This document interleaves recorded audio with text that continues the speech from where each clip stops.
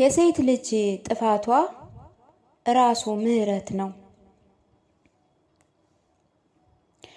ልቤን የነካው አንድ ታሪክ ላካፍላችሁ። ልጅቷ ወጣት ናት።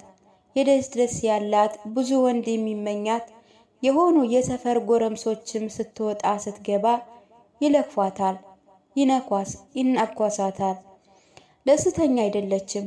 የሰው መልስ ግን አታካብጂ ነው። አንድ ቀን ከውሏ ስትመለስ ጨለምለም ባለ ቦታ ጠብቀው ያዟት። ደነገጠች። ለመሮጥ ሞከረች። ያዟት። ወደ ጨለማ ቦታ ወሰዷት። 7 ወንዶች ናቸው። ልጅቷን ተፈራርቀው ለ7 ደፈሯት። መጮህ እስኪያቅታት፣ መታገል እስኪያቅታት ተራቆቷት። ራሷን ሳተች። እዛው ጥለዋት ሄዱ።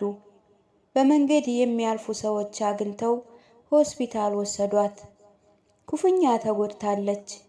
ማህፀኗ ክፉኛ ታሟል። ለወራት ሆስፒታል ተኝታ ከህመሟ ጋር ታገለች።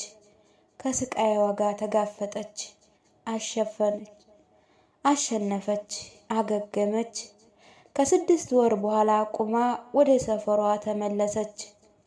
ጎረምሶች ግን ህይወታቸውን ቀጥለው ጎረምሶች እላለው እንዴ እንስሶች ራሱ አይባሉም። ህመሟን አልፋ አሰቃቂውን ወቅት አልፋ መኖር ስትጀምር ግን የባሰ ነገር ገጠማት። አንድ ቀን በጎረምሶቹ በተቀመጡበት ቦታ ስታልፍ ይለክፏታል። አንዱ ግን እንዲህ አላት፣ 7 ጎራሽ። ደነገጠች። እግሯ ከዳት። ለ7 ሲደፍሯት ወራት ተጋፍጣ ህመሟን ችላ አገግማ ነበረ። ይሄ ቃል ግን ከበዳት፣ መቋቋም አቃታት። የምትሄድበትን ትታ ወደ ቤቷ ተመልሳ ገባች። ቤቷ እንደገባች ቀጥታ ገመድ አንስታ ራሷን አጠፋች።